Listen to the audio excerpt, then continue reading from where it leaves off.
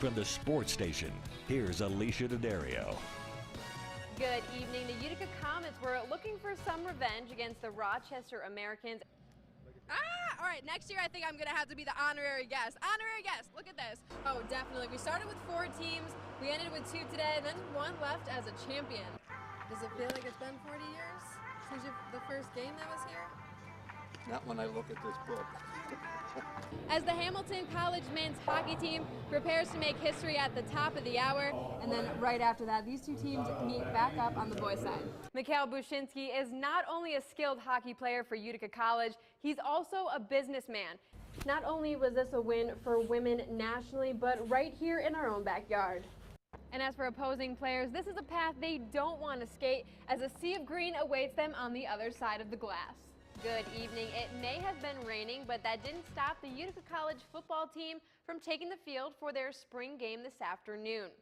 Despite the rain, it was a great turnout at Gaetano Stadium as the UC football team hosted a padded intra-squad scrimmage. The Pioneers are preparing for their international trip to Quebec, Canada next Sunday.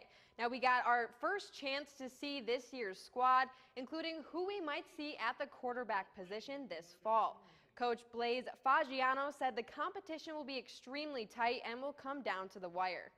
You know, put it out there. Peyton Miller and Vinny Alloy have just done a tremendous job this spring, and they support each other. They're very good athletes. They can run and throw, true dual threat quarterbacks, and I'm really thinking they're going to be battling right up to the day before the St. Lawrence game. You know, that's great for them and great for our program that we have that depth. In the Section 3 Class C boys lacrosse tournament, third-seeded New Hartford hosted South Jefferson this morning.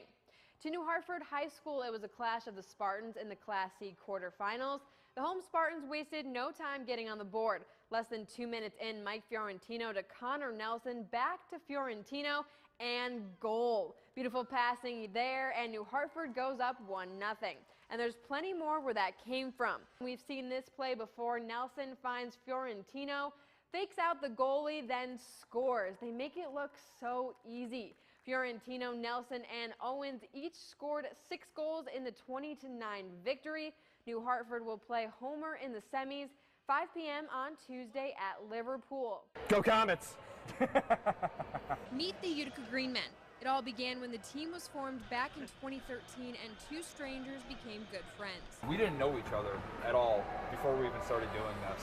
We did not meet up in person until the first game when we basically were sitting right here in these seats. And we didn't even see what each other looked like until after doing this for about 6 months. The idea originated from the Comets parent club, the Vancouver Canucks. This just ended up working out really well because there's 2 of us and 2 of the guys up in Vancouver, and they got it from It's Always Sunny. So it's kind of almost been like a trickle down. They basically said, yeah, you know, we're all for it. After the Canucks Green Men retired in 2014, these 2 are still waiting for their call up to the big leagues.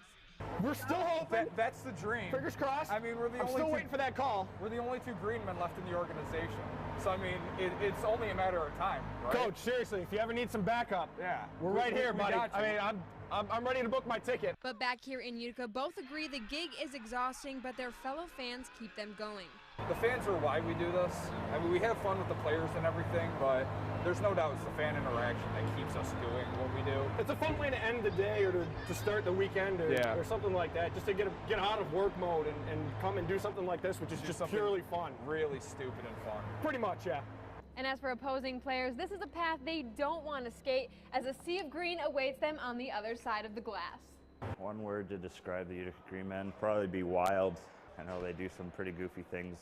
I used to play on the visiting team here for 1 year, and they'd be hanging over our tunnel yelling at us when we're coming out for warm-ups. They're very persistent. They've been there from the get-go. They're probably the most loyal fans. Energetic, enthusiastic. They've been real good supporters of ours, so we're happy to have them on our side for sure. Derek Hulock and Cody Smuck were friends from the beginning, bonded by their love for hockey.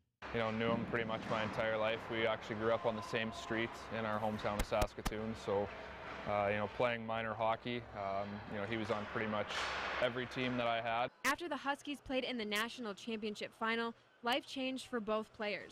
I ended up getting called up to the American Hockey League, and you know, a few weeks later, you know, Cody was in a hospital and he had found out he had been diagnosed with cancer. I think that just shows, you know, the type of person he is, the type of strength that he had. He pretty much played an entire hockey season, you know, while battling cancer. Cody lost his battle with cancer 2 summers ago, and in his memory, Hulak takes the ice every game with the number 24 on his back. Cody had worn number 24 at the U of S. While I'm in that game, you know why I'm wearing the number, know that no matter what I'm going through, no matter what I think I'm battling with, knowing what he went through, there's, you know, it could always be worse.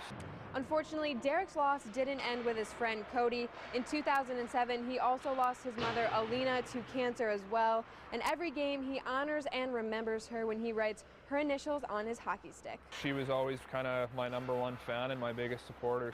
My team in Regina and the team in Saskatoon, where I'm from, had facilitated a trade to bring me home. That allowed me to still play high-level hockey and pursue a career in hockey while, you know, being at home and being able to be close to my mom. And, you know, looking back on it, I was able to spend the last few months of you know, her life at home with her. You know, I know she's proud of me, and she's always with me right now. Reporting in Utica, Alicia Daddario, News Channel 2.